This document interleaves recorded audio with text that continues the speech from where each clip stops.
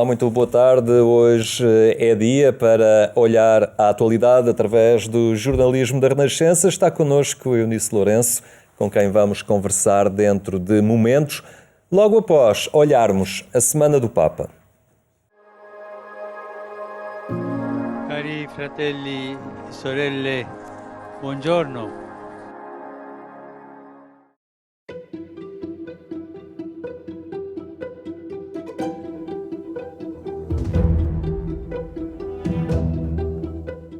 É um dos discursos mais solenes do ano.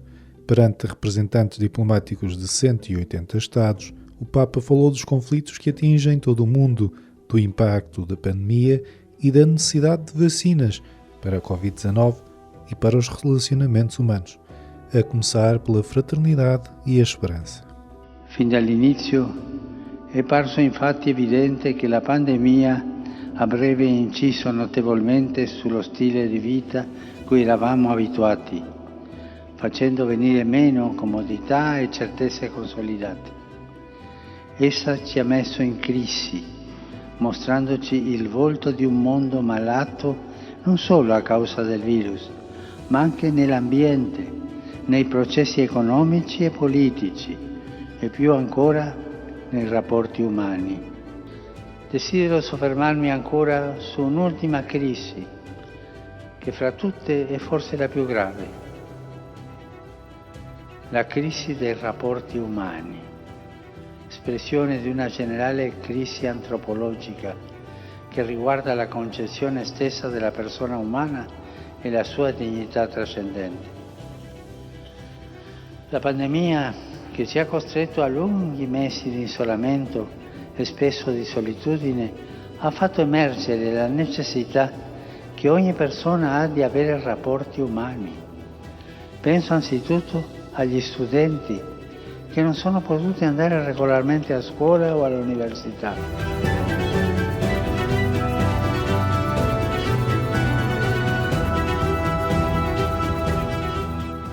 Desde o Vaticano, o Papa lançou um apelo em favor dos menores migrantes não acompanhados, evocando em particular a dramática situação dos que se encontram nos Balcãs.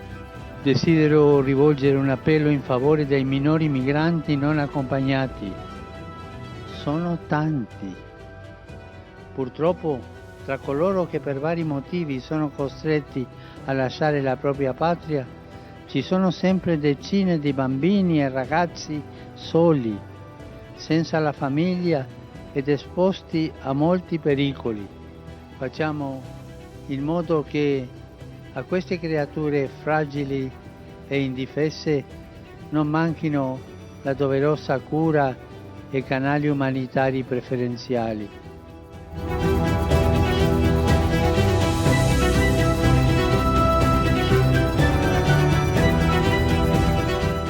Francisco uniu-se à maratona online para assinalar o Dia Mundial de Oração e Reflexão contra o Tráfico de Seres Humanos. Esta jornada acontece a 8 de fevereiro, festa litúrgica de Santa Josefina Baquita, religiosa sudanesa que viveu a experiência da escravatura. Em plena pandemia, Francisco pediu a coragem de promover uma economia sem exploração de seres humanos. In tempi di forte crisi come l'attuale, questo coraggio è ancora più necessario. Nella crisi la tratta prolifera, lo sappiamo tutti. Lo vediamo tutti i giorni. Nella crisi la tratta prolifica. Dunque occorre rafforzare un'economia che risponda alla crisi in maniera non miope, in maniera durevole.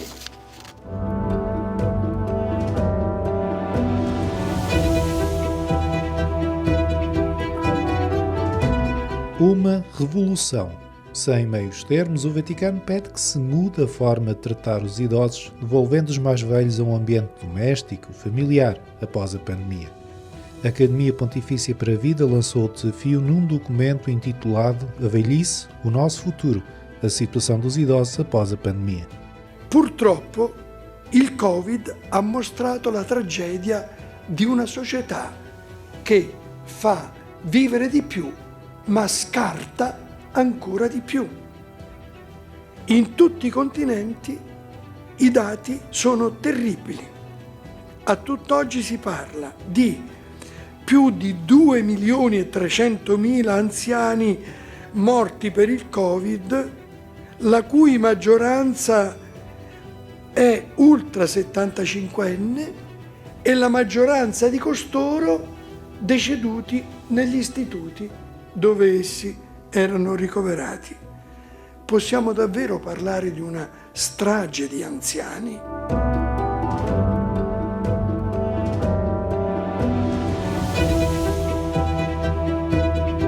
A Igreja Católica celebra hoje o Dia Mundial do Doente, uma dimensão da sua ação que acompanha desde o primeiro momento, como recorda o Papa Francisco. Prendersi cura dei malati di ogni genere fa parte integrante della missione della Chiesa, come lo era quella di Gesù. E questa missione è portare la tenerezza di Dio all'umanità sofferente.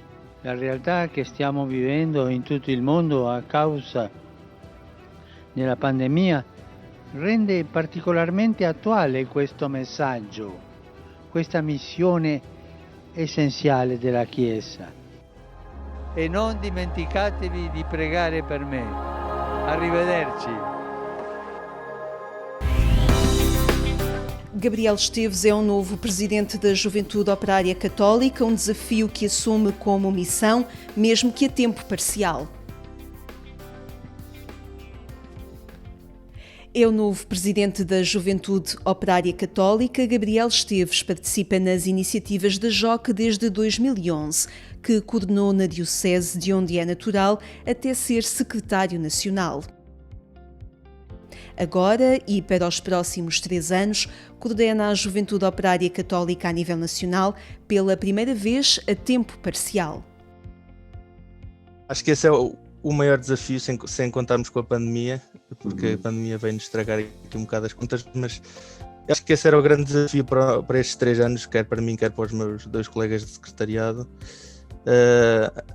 Ser o primeiro secretariado não dirigente livre, sem estar a tempo inteiro, acho que é um grande desafio, quer porque só podemos dedicar o nosso tempo livre para fazer tudo o que o movimento nos pede, porque não temos a mobilidade e a disponibilidade de andar pelo país, contactar diretamente com as pessoas, chegar a todos os grupos, e também porque também para o nosso trabalho enquanto equipa de dirigentes também é muito difícil gerir todas as tarefas que nos são pedidas, e acho que estamos a conseguir de alguma forma, porque as novas tecnologias também nos ajudam para chegar aos jovens sem ter que estar lá fisicamente. Uma circunstância gerada pela pandemia que tem criado também novos desafios para os jovens que estudam e que trabalham. Temos os jovens que estão a estudar, por exemplo, no ensino superior, que estão a ter muitas dificuldades, quer nas aulas, serem remotamente, que não se aprende a mesma coisa e é difícil, quer na falta de componente prática, que prepara pouco depois para o mundo do trabalho. E depois na parte do trabalho temos vários exemplos. Temos pessoas que estão a trabalhar, que continuaram sempre a trabalhar, portanto em serviços que não puderam parar, considerados essenciais, e que viram-se sempre a arriscar a sua vida, que é mesmo assim, arriscar a sua vida porque não sabem quando é que vão ser infectados.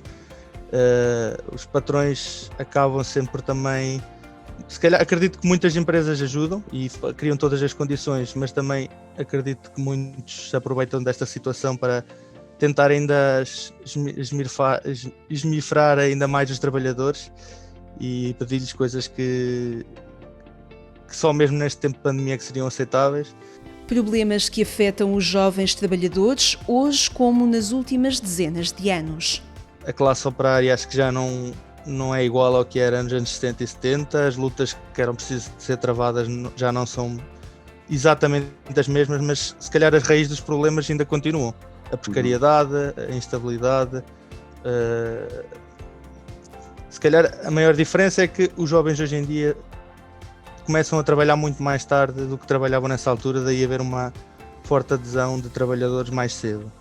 Seria mais fácil. Agora, nós temos que formar os jovens desde mais cedo para a realidade operária, para quando entrem no mundo do trabalho já estão preparados e já estão formados para o que vão enfrentar. Hoje, não como nas décadas de grande militância em torno dos movimentos da Ação Católica, mas com o mesmo compromisso.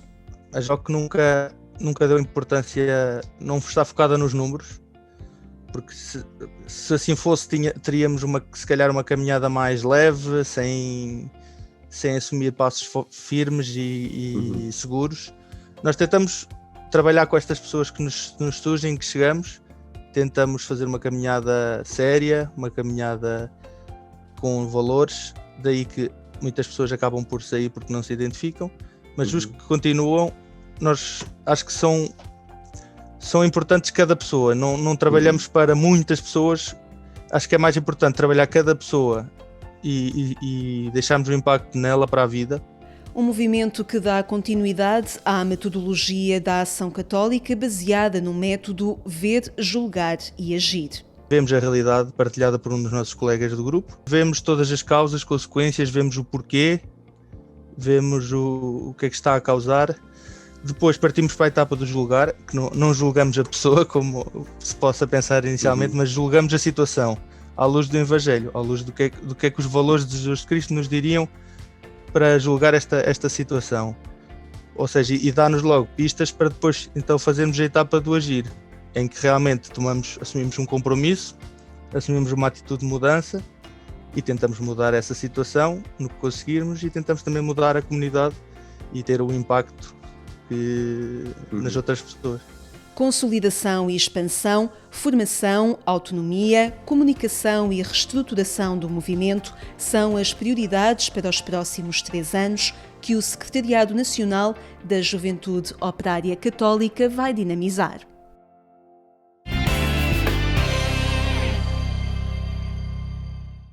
E para aprofundar estes temas, basta aceder ao portal informativo da Igreja Católica em agência.eclesia.pt.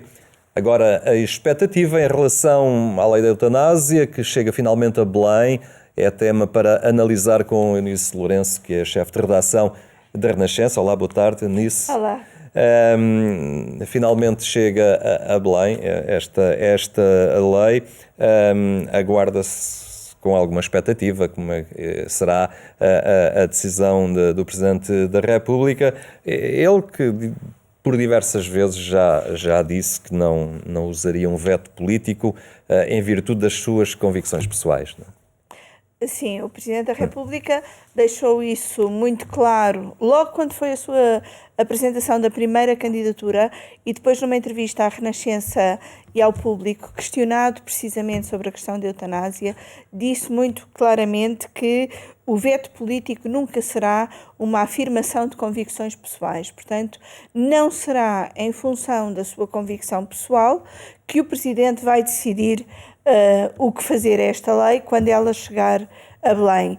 E já só deve chegar, houve ali um ligeiro atraso no Parlamento, em função também das restrições por causa da pandemia, não tem havido tantas reuniões de comissões e, portanto, só esta quarta-feira é que foi fixada a redação final da lei, que ainda vai para Diário da Assembleia da República, tem de estar 3 dias publicada em Diário da Assembleia da República e só depois seguirá para Belém. Portanto, a partir da próxima semana, o Presidente inicia o seu prazo para tomar uma decisão.